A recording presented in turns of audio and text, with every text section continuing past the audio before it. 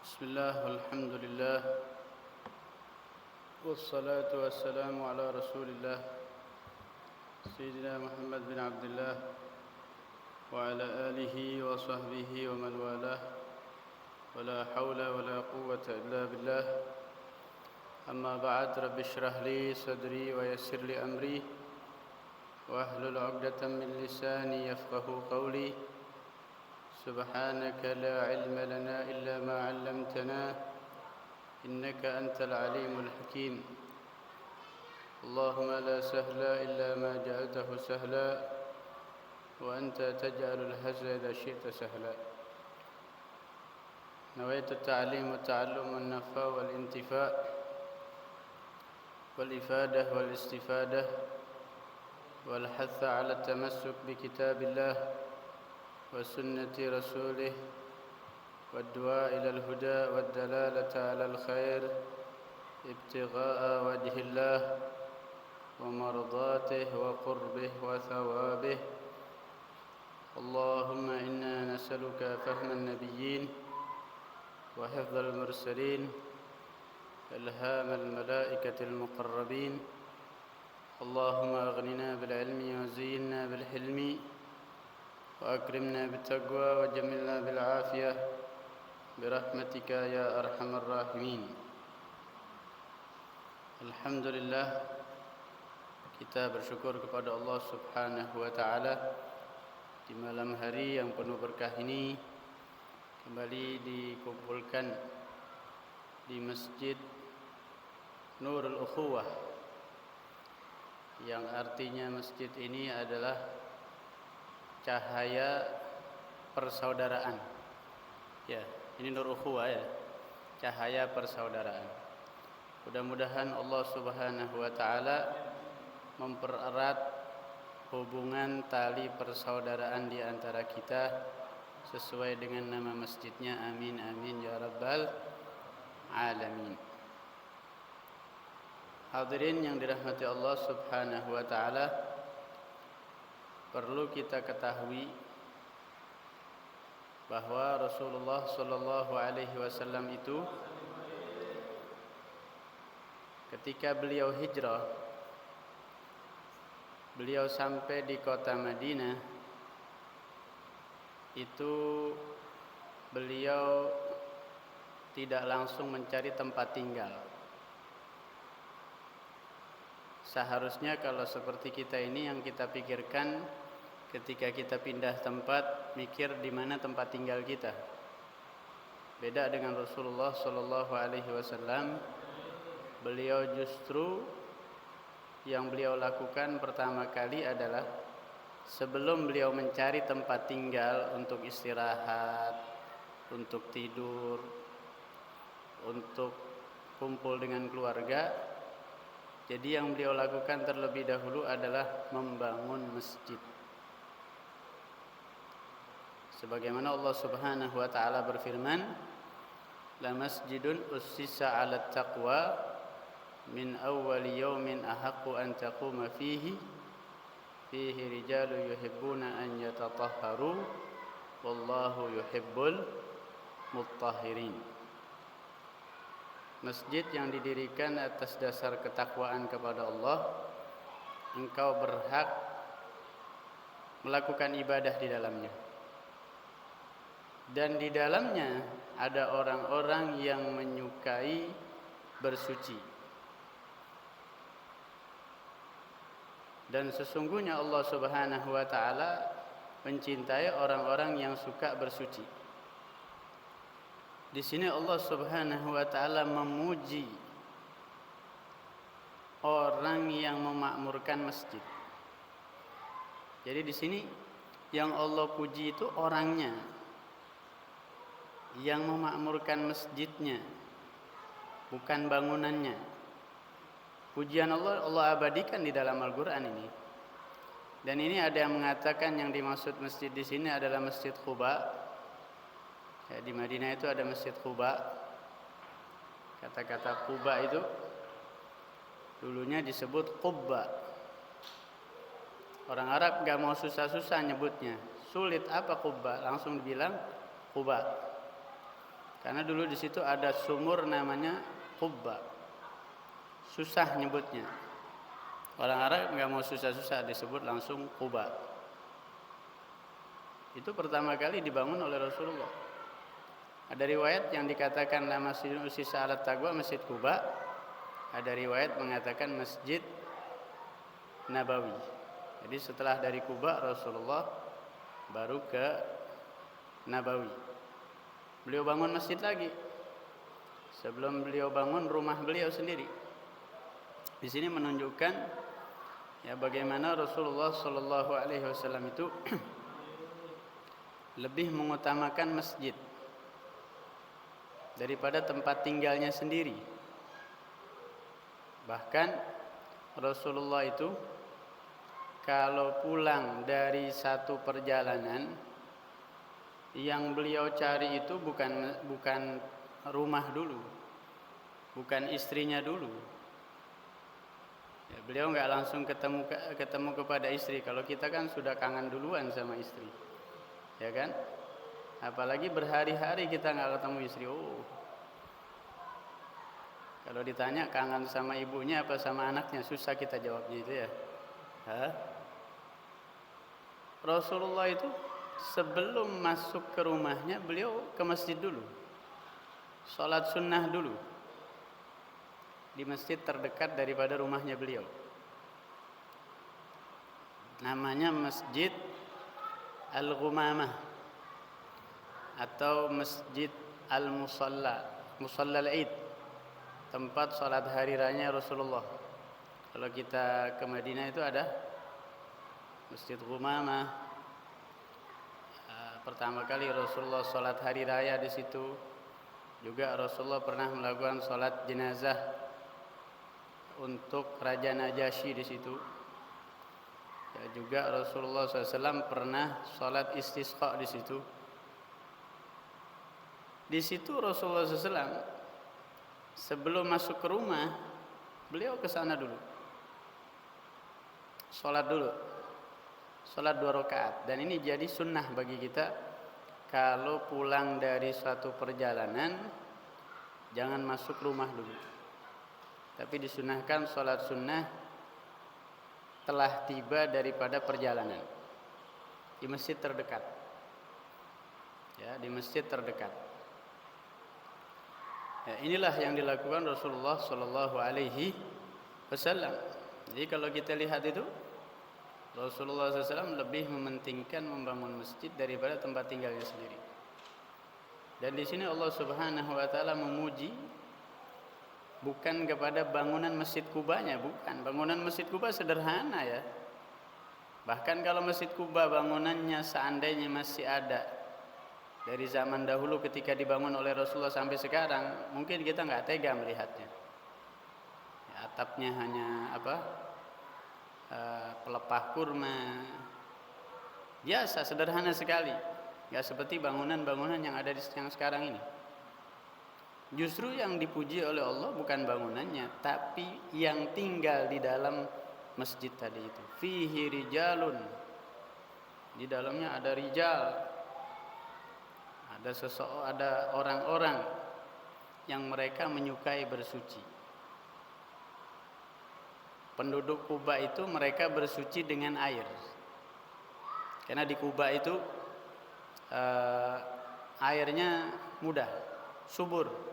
Sana sini banyak sumur, sana sini banyak sumur. Ya. Beda dengan tempat-tempat lain. Kalau daerah lain sulit air. Makanya mereka istinja dengan air. Tempat-tempat lain penduduk selain Kuba istinja dengan batu. Orang kalau istinja dengan batu itu masih ada sisa.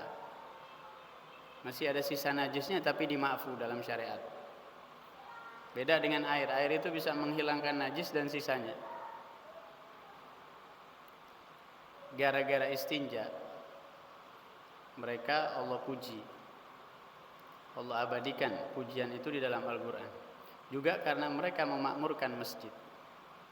Dan orang yang memakmurkan masjid itu dikatakan oleh Allah Subhanahu wa taala, innama ya'muru masajidallahi man amana billahi wal yawmil akhir wa aqama as-salata wa ata az-zakata wa lam yakhsha illallah. Sesungguhnya yang memakmurkan masjid-masjidnya Allah hanya saja orang-orang yang beriman kepada Allah, hubungan antara manusia dengan Allah, wal yaumil akhir, begitu juga wa aqamas shalah, dan yang mendirikan salat, wa ataz zakah, yang menunaikan zakat. Hubungan antara manusia dan Allah dan juga orang yang lain, karena memberikan zakat itu kan kepada orang-orang yang berhak menerima zakat. Walam yakhsha illallah, dan dia tidak takut kecuali kepada Allah. Dia tidak takut kecuali kepada Allah Subhanahu wa taala. Kadang-kadang kata-kata begini mudah kita ucapkan. Kita enggak takut kecuali kepada Allah. Padahal kadang-kadang kita takut miskin ya. Bagaimana kalau resign dari pekerjaan? Bagaimana kalau mengalami PHK? Takut kadang-kadang. Cuma mulut kita kadang mudah mengatakan enggak takut kecuali kepada Allah. Di sini Allah nih menyebutkan ini. Di sini ada tanda-tandanya ini. Orang yang memakmurkan masjid itulah ya yang mendirikan salat, yang beriman kepada Allah hari kiamat. Ya, mendirikan salat, menunaikan zakat, itu yang pantas dikatakan walam yakhsha illallah. Mereka tidak takut kecuali kepada Allah. Jadi kalau mau tahu yang betul-betul orang yang takut kepada Allah, itu orang yang memakmurkan masjid. Dan kadang-kadang orang seperti kita ini memahami masjid itu hanya untuk ibadah, hanya untuk sholat, hanya untuk baca Al-Quran. Sehingga kadang-kadang kalau ibadah di masjid itu, ketika usia kita masih muda, males-malesan. Nanti aja, nunggu kalau sudah pensiun, kalau sudah tua. Kalau sudah pensiun aja kita makmurkan masjid baru. Sehingga kita melihat kadang-kadang yang memakmurkan masjid itu orang-orang yang sudah pakai tongkat ya, jalannya sudah kadang-kadang dibopong. Ini pemahaman yang sedikit. Jadi masjid itu bukan hanya sekedar digunakan untuk ibadah, enggak. Ya, masjidnya Rasulullah itu bukan sekedar digunakan untuk ibadah, tidak. Dari masjidnya Rasulullah itu keluar para sahabat yang luar biasa. Rasulullah itu mengkadar para sahabat yang luar biasa. Sayyidina Abu Bakar Siddiq, Sayyidina Umar, Sayyidina Uthman, Sayyidina Ali, Sayyidina Khalid bin Walid. Itu semuanya dari masjid. Dari situlah keluar kuntum khaira ummatin ukhrijat linnas ta'muruna bil ma'ruf wa tanhauna 'anil munkar. Sebaik-baik umat. Masjid itu juga digunakan untuk saling peduli. Kita ini ketika sholat jamaah di masjid, kita kumpul, satu sama lain ketemu, bertatap wajah, bersalaman, berkumpul. Kita diajarkan oleh Allah Subhanahu wa taala untuk mempersatukan. Untuk saling mengenal. Untuk kita saling tolong-menolong. Jadi juga fungsinya masjid ini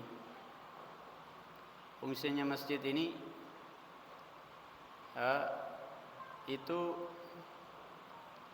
jadi tempat ya, dulu digunakan oleh Rasulullah sallallahu alaihi wasallam itu membahas ilmu agama.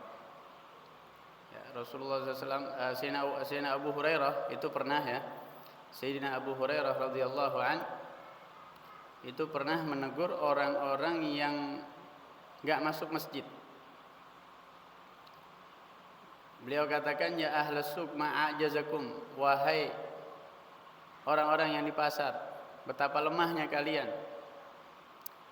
Kalian ada di sini sedangkan harta warisnya Rasulullah sallallahu alaihi wasallam itu sedang dibagikan. Tapi kenapa kalian di sini? Ya, dikatakan oleh Sayyidina Abu Hurairah, betapa lemahnya kalian. Maksudnya enggak mau masuk masjid. Akhirnya mereka penasaran. Ya, mereka penasaran, mereka langsung berbondong-bondong masuk masjid. Ternyata mereka keluar lagi, ketemu lagi dengan Abu Hurairah. Abu Hurairah tanya, "Loh, kenapa kalian keluar lagi?" Iya, kata mereka, kami sudah masuk masjid. Kami lihat di dalam masjid nggak ada pembagian, sama sekali nggak ada pembagian, nggak ada suatu hal yang dibagi warisannya Rasulullah itu yang kamu katakan tadi. Ya, warisannya Rasulullah sedang dibagi di masjid, mana nggak ada kelihatan di sini orang-orang bagi-bagi harta di sini nggak ada. Akhirnya Abu Hurairah tanya, yang kalian lihat di masjid itu apa saja sih? Kami melihat yang di masjid ini ada orang yang sholat, ada orang yang baca Al-Quran, ada orang yang satu sama lain sedang mengingatkan yang halal dan yang haram. Ya seperti majlis begitu. Kata Abu Hurairah, ya itulah warisannya Rasulullah. Itulah warisannya Rasulullah. Rasulullah SAW itu pernah bersabda, Innal anbiya lam yuwarithu dinaran wala dirhaman, wa innama warrathul ilma. Sesungguhnya para nabi itu mereka tidak mewariskan dinar dan dirham, mereka hanya saja mewariskan ilmu. Dan Allah Subhanahu wa ta'ala nanti akan memberikan cahaya bagi orang-orang yang suka ke masjid. Nanti ketika orang-orang melewati sirat itu, orang-orang kan nanti akan melewati sirat ini, jembatan yang akan dilalui setiap manusia. Dalam hadis dikatakan, Basyiril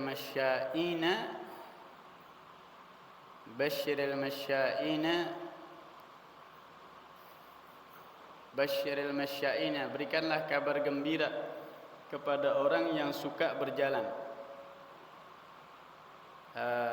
Fil dhulami ilal masajid, dalam keadaan gelap mereka menuju ke masjid.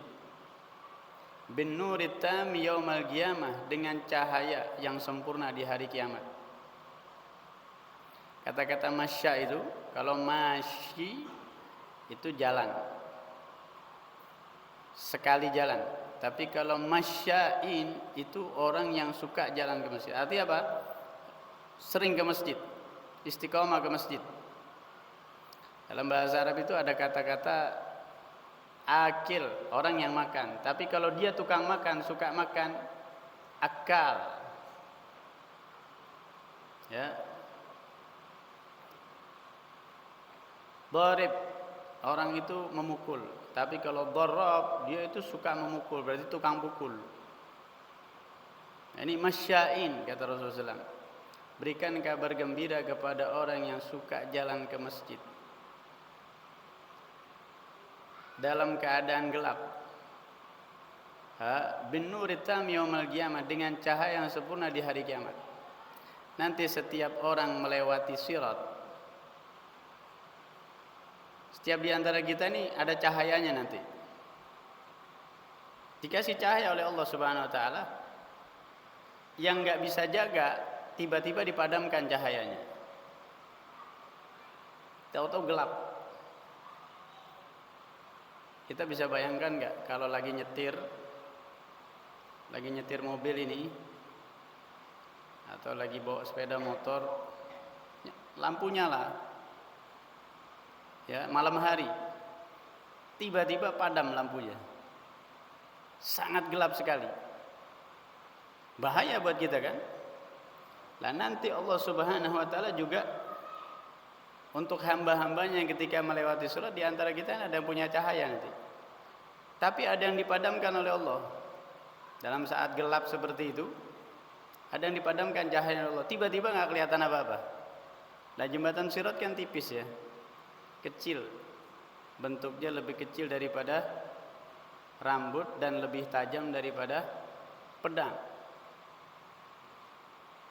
Bagaimana kalau kita mau jaga cahaya tadi itu supaya tetap bertahan, nggak dipadamkan oleh Allah Subhanahu Wa Taala? Yang tadi itu orang yang suka jalan ke masjid, ini terus ya istiqomah, masyain, datang ke masjid, ya apa ibadah?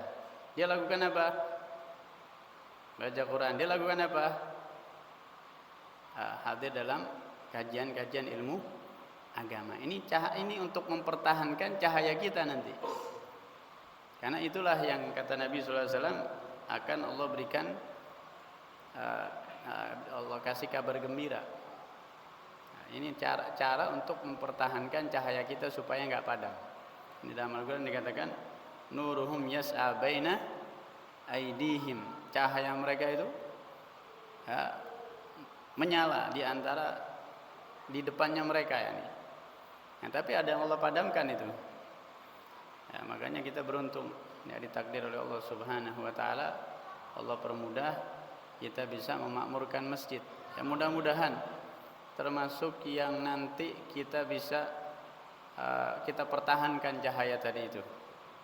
Hadirin yang dirahmati Allah Subhanahu Wa Taala, ini sebentar lagi kita memasuki bulan Ramadan ya. Allah Subhanahu Wa Taala mengatakan dalam Al-Quran, ya ayyuhalladzina amanu kutiba alaikumus shiyamu kama kutiba alal ladzina min qablikum la'allakum tattaqun. Wahai orang-orang yang beriman, ya, telah diwajibkan kepada kalian berpuasa sebagaimana diwajibkan atas orang sebelum kalian, supaya kalian menjadi orang yang bertakwa. Di sini menjadi satu pertanyaan, kenapa Allah Subhanahu Wa Taala mengatakan kama kutiba 'alal ladzina min qablikum, sebagaimana diwajibkan atas orang sebelum kalian. Ini motivasi dari Allah, dorongan dari Allah, supaya kita ngerti puasa itu bukan kita aja yang wajib melakukan puasa, orang-orang sebelum kita juga wajib melakukan puasa. Sehingga ini meringankan bagi kita. Ibadah itu kalau sama-sama ringan, betul apa tidak? Kalau kita lakukan sama-sama ringan.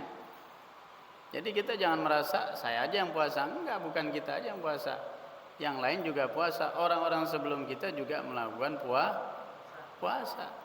Enteng. Ibadah kalau sama-sama enteng. Musibah itu kalau melanda satu daerah semuanya kena ini. Misalnya banjir, semuanya kena banjir. Ringan. Ya kan? Satu sama lain enggak ada yang iri, kena semuanya kok sama semuanya. Al musibah idza ammat hanat. Musibah itu kalau sudah merata enteng, ringan. Nah, tapi kalau satu kena yang lain tidak kena, ini akan berat. Ini kita diwajibkan puasa, bukan kita saja, orang-orang sebelum kita juga Allah wajibkan. Makanya Allah mengatakan apa? Kama kutiba 'alal ladzina min qablikum. Itu rayuan dari Allah, dorongan dari Allah, motivasi, sehingga nggak ada alasan bagi kita untuk tidak puasa. Jangan kalah sama anak-anak kecil kadang-kadang ya. Anak 10 tahun udah bisa puasa. Kadang-kadang badan kita aja besar. Begitu puasa di tengah hari, masuk warung ya. Warung itu bulan Ramadan ada malunya juga, ditutup. Tapi kakinya masih kelihatan itu ya. Subhanallah. Malu kita ya, jangan kalah sama anak-anak kecil. Banyak anak-anak yang masih TPQ itu, yang ngaji di ustadz ya, ini umurnya antara 9-10 sudah kuat puasa dia. Kita sudah dewasa, fisik kita lebih kuat, kalah dengan mereka kadang-kadang. Mudah-mudahan Allah mudahkan ya. Mudah-mudahan kita bisa melakukan puasa dengan maksimal. La'allakum tattaqun, supaya kalian menjadi orang yang bertakwa kepada Allah Subhanahu wa taala. Jadi tujuannya puasa itu untuk menjadikan kita menjadi orang yang bertakwa, bukan mempersulit kita, justru mempermudah kita. Allah mengatakan, "Wa man yattaqillaha yaj'al lahu makhraja wa yarzuqhu min haitsu la yahtasib." Barang siapa yang bertakwa kepada Allah, Allah jadikan bagi dia jalan keluar dari setiap kesulitan. Enggak ada yang enggak beres urusannya, semuanya beres. Wa yarzuqhu min haitsu la yahtasib. Allah berikan dia rezeki dari arah yang tidak diduga-duga. Ada kalanya takwa itu Allah gambarkan seperti pakaian. Dalam Al-Quran Allah mengatakan, "Ya bani Adama, qad anzalna 'alaikum libasan yuwari sawatikum wa risha, wa libasut taqwa dzalika khair." Wahai anak Adam, kami telah turunkan kepada kalian pakaian yang menutupi aurat kalian dan yang menjadi hiasan bagi kalian. Ada pakaian luarnya yang kita pakai, ada pakaian dalam, maksudnya hati. Nah, pakaian hati kita itu disebut takwa. Jadi manusia ini Allah kasih dua pakaian. Ada pakaian yang menutupi jasad kita, ada pakaian yang melindungi hati kita. Fungsinya pakaian itu apa? Melindungi diri kita kan? Dari kepanasan, kedinginan. Begitu juga takwa kepada Allah. Itu melindungi diri kita. Jadi kita punya protek, punya pelindung kalau kita menjadi orang yang bertakwa. Dan itulah tujuannya orang yang berpuasa. Ya, mudah-mudahan Allah Subhanahu wa taala menjadikan kita tergolong orang-orang yang bertakwa kepada Allah Subhanahu wa taala. Amin amin ya rabbal alamin. Mungkin ini saja yang bisa disampaikan. Assalamualaikum warahmatullahi wabarakatuh.